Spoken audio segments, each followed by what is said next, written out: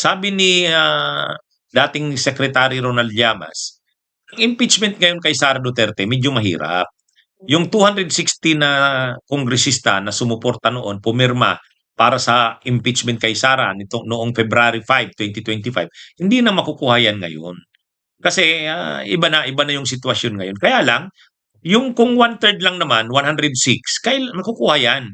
Malaking posibilidad makukuha naman yan. Kasi hindi naman lahat ng senador, hindi naman lahat ng kongresista kailangan mo ng arigluhin. Kasi ang sinasabi, kaya pumirma daw yon dahil daw may binigay na pabuya si Romualdez noon. Hindi naman lahat ganoon. Marami pa rin namang mga kongresista ang nanindigan para sa impeachment ni Sara dahil sa paninindigan, prinsipyo. Marami yan. Kaya sa tingin natin, makukuha pa rin yung 106 na yan, na one-third na endorsers ng impeachment. Sabi ni Llamas, mahirap lang, mas mahirap ngayon, pero kaya yan.